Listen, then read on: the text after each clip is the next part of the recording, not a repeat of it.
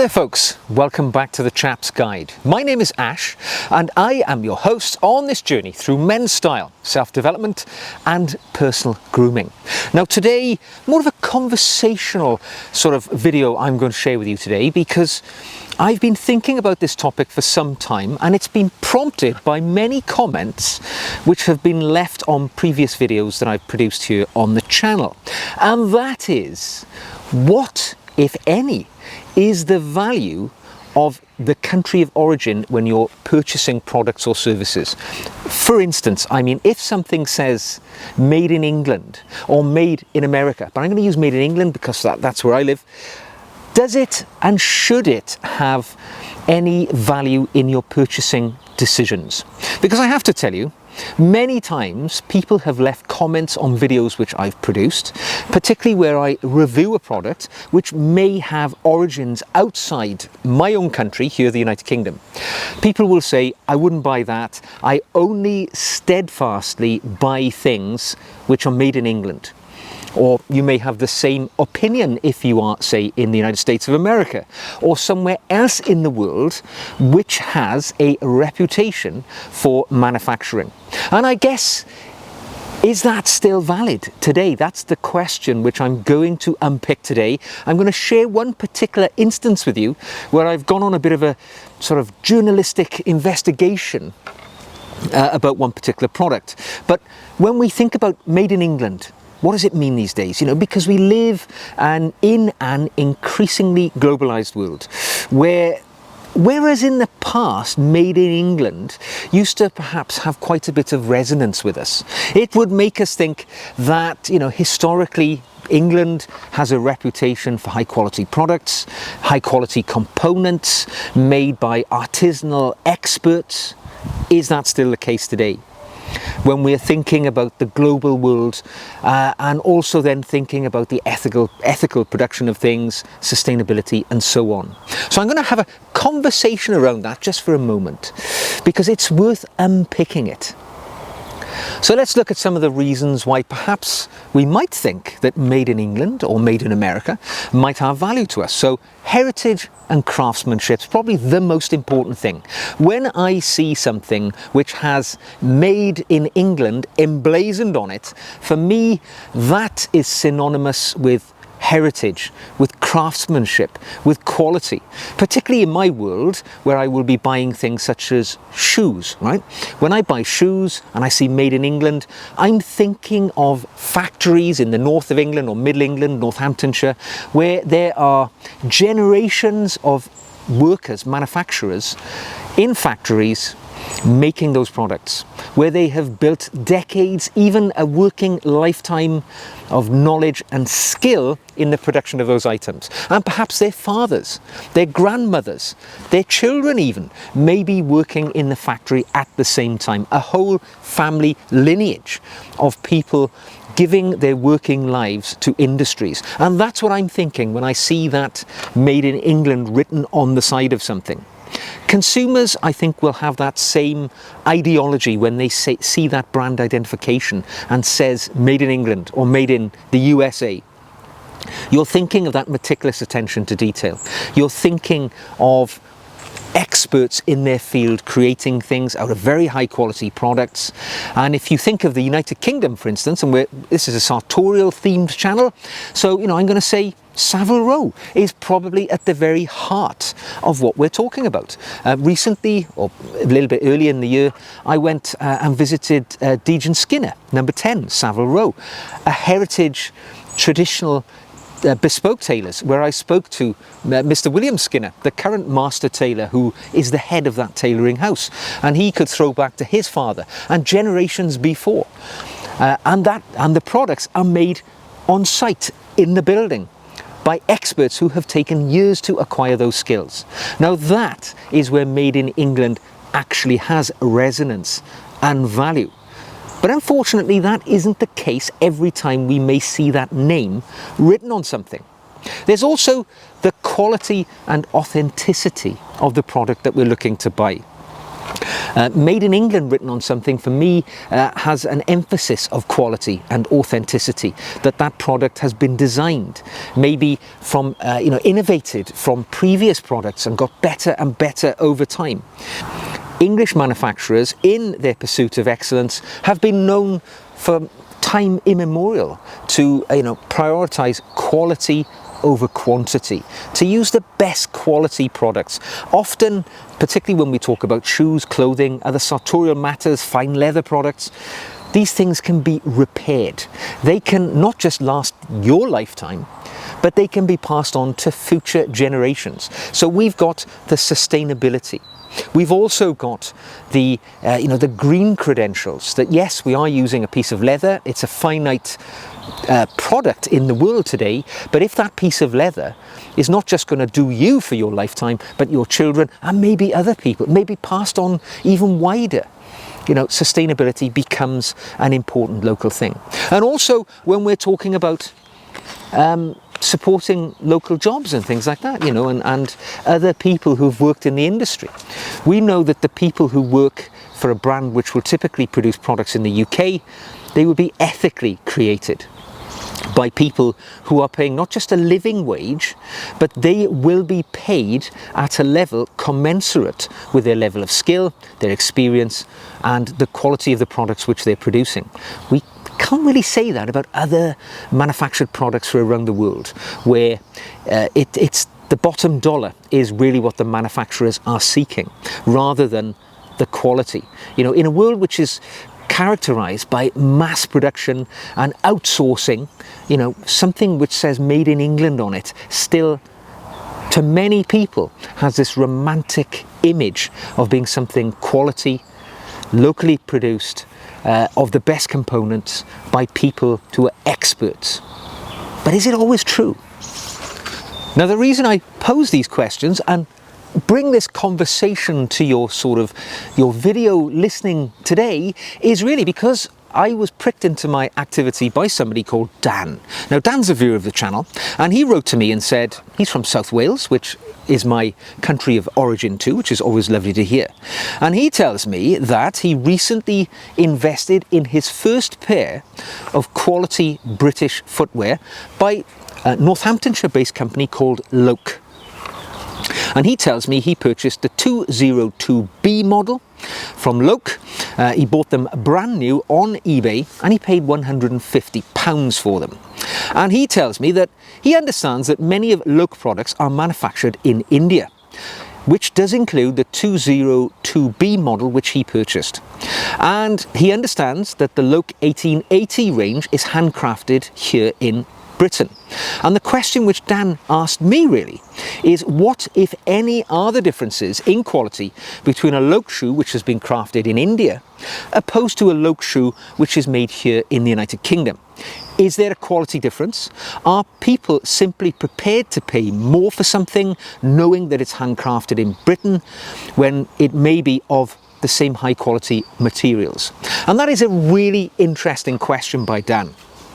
Because many manufacturers, and I'll take Loke as an example because I own many Loke shoes, I've been to their factory, I'm conscious of their product range. Now, Loke have been around since 1880, all right, so quite a heritage company in the shoe manufacturing world.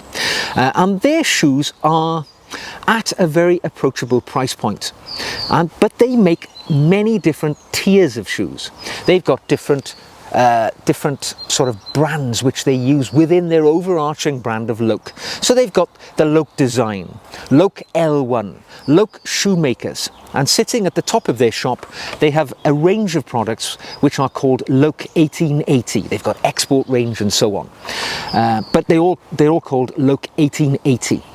Now, I wasn't sure myself which ones are now made in the UK, which ones are not. So I wrote to Loke. I posed Loke the question, and this is exactly what I wrote to them. Hi Loke, I'm a long-time owner and fan of your amazing footwear. These days I predominantly own shoes from your fabulous 1880 range, but I have a question. When it comes to the Loke 1880 range and the Loke Shoemaker product ranges, what is the fundamental difference in the two ranges that underpin the price differences? Are Shoemaker's products made in India constructed of lesser components? Or is it the case that the Made in England title carries a prestige which warrants a higher price point? I very much look forward to your response. Now, I wasn't sure if they would respond, but knowing Loke as I do, I was expecting a response, and I did receive a response for them. And within 2 days, they wrote back to me and said, "Thank you for your email. Our Indian operation was set up directly by us 30 years ago. It is owned and controlled by Loke. All shoes are clearly labelled and the country of origin listed for each shoe on the website. For our Indian-made shoes, each style is designed in our Kettering factory, and every specification from the number of stitches on the threads and materials used are determined here in England too. The same level of expertise is applied, and identical processes are used in both our Indian and English factories. The only difference is the price. We simply wish to make our shoes for all budgets. We are proud of the work in our team in India." And they've then gone on to send me a piece which has been published on their website by Andrew Loke, who presumably is currently the chief executive of the Loke operation. And basically, what Andrew here endeavours to do in quite a long passage, which I will publish a link to below, is Mr. Loke essentially tells us about the reasons why Loke outsourced a large proportion of their manufacturing to India. Because basically what they're telling us is that Loke 1880 alone are now made in Kettering. Some of the Loke shoemaker collections are also made in Kettering. So Loke 1880 is their top range in the region of £300 or so. Loke shoemakers, which is what Dan, our contributor here, has purchased, they're next tier down, shall we say, and they are in the 100, 200 plus pound category. Still very good quality shoes. I've owned a pair of those. I didn't get on with them personally. I found them a little cheapy for my taste, but I sold them on myself. And now if I'm buying Loke, I exclusively purchase from their 1880 range, which is their higher quality range made in England. But in his article, basically what Andrew Loke here says is that they wanted to make English shoes in India, so rather than outsourcing to an Indian factory, they actually went out to India, set up a Loke factory, which is basically a Loke factory owned by Loke, controlled by Loke, but it's in India. And they're trying to tell us here that basically the products made in their factory are of a comparable standard to those in England, yet they are manufactured more cheaply. Now, and he says here, they are indistinguishable. The only difference is the cost, and that is a direct quote. So in essence, Mr. Loke is telling us that their company has outsourced to take advantage of lower manufacturing opportunities which exist in India. Now, India, of course, it's a very strong emerging nation. It's the 5th largest economy in the world. It's a larger economy than United Kingdom itself. And predominantly that's because India has a huge population, and those people in that population will work for less money than they will work here in England. England has rules about minimum wage. It has rules about working conditions, how many hours people can work, breaks people have to have. Presumably, those rules and regulations are not the same in India, where people will work for a lower wage, where they will work in less favourable working conditions. And that is the reason why Loke, in essence, have gone to India, and they produce their Loke Lifestyle, Loke L1 products, because they can get them made for less money. They even go as far to say in the article that some of the components are actually sent out to India from the UK. So they're sending leather products to India from England so that they can be manufactured there in this cheaper manufacturing environment, so they can still turn a profit through making things in this way. Actually, when I read through this information, I have to tell you, I found it somewhat unsavoury. To think that a shoe manufacturer, which I've been supporting for a very long time, actually now outsource to countries where they can make products more cheaply by taking advantage of the less ethical working conditions. So yeah, it was an interesting point for me to read and to understand more fully. And they do go on to say it's not just India. Many of their other construction shoes, all their Goodyear welted shoes are made in England or India, but other shoes which are not Goodyear welted, which in essence means that they're cemented together, not stitched together, such as their desert boots, their moccasins, driving shoes, boat shoes and so on, these are made in Italy, also in India and also in Portugal. So they will outsource to places where there are skill levels, but obviously where the manufacturing processes are more cheaply achieved than in a highly developed first world nation like Great Britain. So very interesting indeed. And if I'm going to answer my own question here, does made in England still bear some cachet when you're looking at a product and you're about to buy it? Should you add prestige and apportion extra financial value to that product just because it says made in England, or made in America, or made in Canada, or Australia? And I would say, yes, it does. Because if it means that the people who make that product are happy, who work in a factory where they have, where their regulations are strongly enforced by a government which has human rights at the heart of all of its decisions, I would say yes, that means something to me. If the products are made of higher quality components, manufactured by experts in their field, artisanal craftsmen and women who have generations of expertise, yes, that does have more value for me when I'm thinking about buying it.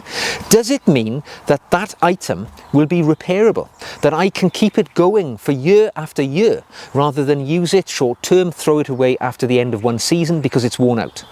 Yes, it does have more value in that instance.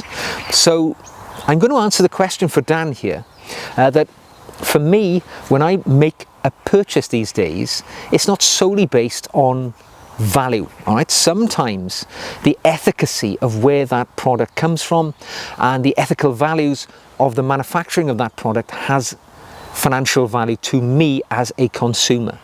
Now, I certainly won't be buying any of Loke's products which originate outside of the United Kingdom for the reasons which I've spoken about today.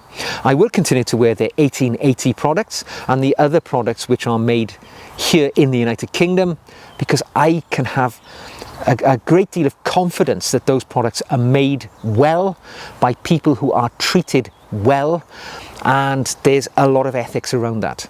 So that's just my thoughts, and I hope those answered those questions for Dan and perhaps made you think about the products which you're purchasing going forwards in your sartorial journey too.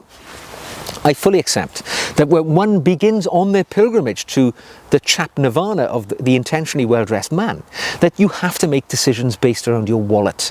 But when you achieve a point of maybe financial stability, and you can then make decisions based on other things other than price alone, that's when we may wish to dig down and see what does made in England, or made in America, or Canada, or New Zealand, or Australia, or South Africa, what does it really mean? And then we can make decisions with our money based on the things that we find out. So, different video today, a little bit more philosophical, maybe. But I hope you enjoyed it anyway. If you have, give it a thumbs up. Don't forget, click the subscribe if you'd like to see more.